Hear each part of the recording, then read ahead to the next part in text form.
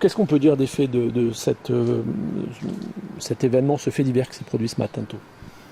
Les premiers éléments à la possession et qui commencent à transpirer dans la presse, c'est que nous avons un jeune homme de 35 ans qui a été abattu froidement en fin de nuit au petit matin dans le quartier de la cité Paul Valéry à Montpellier, à proximité du gymnase Marcel Cerdan.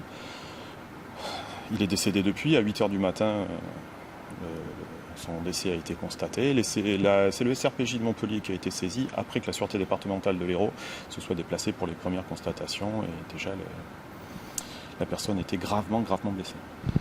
C'est un nouveau fait divers à Montpellier, mais cette fois-ci c'est encore grave, c'est des règlements de compte entre bandes rivales. Vous avez souhaité réagir pour quelles raisons?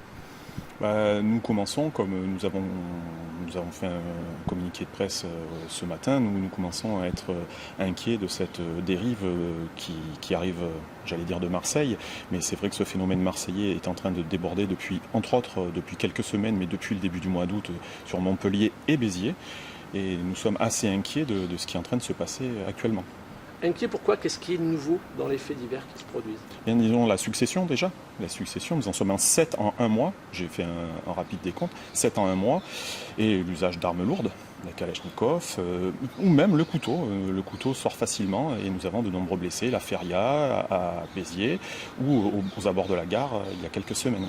Est-ce que ça veut dire que le métier des policiers ici à Montpellier est en train de changer? En train de changer, je ne sais pas, puisque nous sommes prêts à traiter ce genre d'affaires. Les services d'investigation, aussi bien le SRPJ de Montpellier que la sûreté départementale de l'Hérault, sont totalement capables de traiter ce genre de dossier.